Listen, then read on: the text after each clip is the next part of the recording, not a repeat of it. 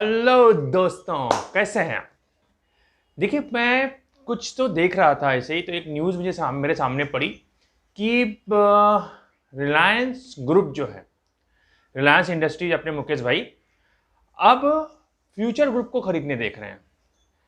तो मैंने सोचा कि शायद इससे बहुतों को फ़ायदा भी हो सकता है, या फिर ये बहुत बड़ी एक न्यूज़ हो सकती है जो आप लोगों के शायद कुछ काम आ जाए।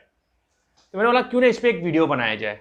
तो आइए करते हैं हम कुछ ज्ञान की बात आपके अपने आलोक के साथ। तो आइए चर्चा करते हैं फ्यूचर ग्रुप के ऊपर। तो दोस्तों, बात ऐसी है कि मैं वही बोला कि मैं एक ऐसा न्यूज़ देख रहा था जहाँ पे ऐसा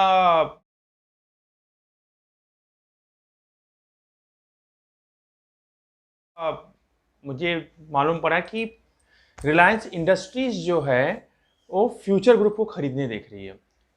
तो फ्यूचर ग्रुप को खरीदना इतना आसान नहीं होगा, लेकिन फ्यूचर रिटेल को रिलायंस इंडस्ट्रीज टारगेट कर रही है। अब उससे रिलायंस इंडस्ट्रीज को बेनिफिट क्या होगा, अब ये हम समझने की कोशिश करते हैं।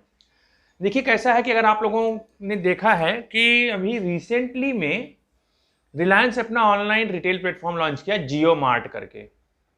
वैसे तो रिलायंस के ऑलरेडी बहुत सारे आउटलेट्स हैं, रिलायंस स्मार्ट करके, रिलायंस फ्रेश करके, रिलायंस स्मार्ट पॉइंट करके, लेकिन रिलायंस को इसमें उतना सक्सेस नहीं मिला है जितना डीमार्ट को और आपके फ्यूचर ग्रुप के बिग बाजार को मिला है।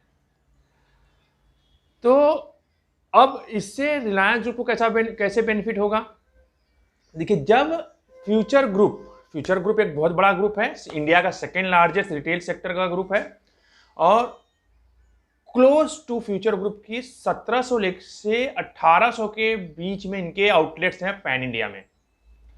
तो अगर इतना बड़ा स्ट्रक्चर का बड़े स्तर पर अगर रिलायंस को एक आउटलेट मिल जाता जो ऑलरेडी एक सक्सेस है, तो रिलायंस ग्रुप को, रिलायंस इंडस्ट्रीज को एक बैठे बिठाए एक प्लेटफॉर्म मिल जाएगा जहां से वो अपना सक्सेस स्टोरी आगे लिख सकते हैं।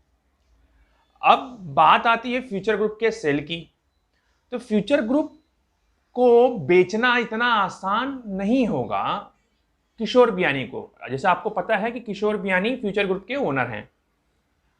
तो किशोर कैसा है कि देखिए, फ्यूचर ग्रुप में ऑलरेडी मेरे ख्याल से 2 से 3% का स्टेक अमेजॉन का है, और करीब 6 से 7% का स्टेक विप्रो ग्रुप अपने अजीम प्रेम जी का है। तो हो सकता है किशोर बियानी ने पहले उनको अप्रोच किया हो, लेकिन उन लोगों ने शायद इतना इंटरेस्ट न दिखाया हो, इसलिए। और आपको पता है कि रिलायंस इंडस्ट्रीज जो है अपनी इंडिया की सबसे बड़ी कंपनी है ना। इंडिया की ही नहीं, आप कह सकते हैं कि शायद एशिया में भी सबसे बड़ी कंपनी है जो फ्यूचर ग्रुप को इजीली एक्वायर कर सकते। अगर आप देखने जाएंगे फ्यूचर ग्रुप का टर्नओवर, अगर आज जब देखेंगे तो जो फ्यूचर ग्रुप की डील मुझे होती दिख रही है वो 22,000 करोड़ से लेके 27,000 करोड़ के बीच में दिख रही है।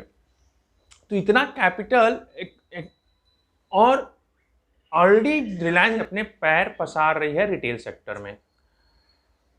तो किशोर बियानी को एक बिठाए एक अच्छा डील जो दे सकता था इंडियन कंपनी, वो रिलायंस थी, इसलिए उन्होंने रिलायंस के साथ अपनी डील करनी चाहिए। अब इससे क्या हो जाएगा, बिग बाजार बन जाएगा जियो बाजार बन जाएगा। तो अब उसमें आती है बात कि फिर अमेजॉन और विप्रो का क्या होगा। तो ऐसे जो सुनने में बात आ रही है कि अमेजॉन और विप्रो को उनके शेयर के अकॉर्डिंग उसमें जो नई कंपनी रजिस्टर्ड होगी, नई कंपनी बनेगी, उसमें उनको शेयर मिल जाएगा।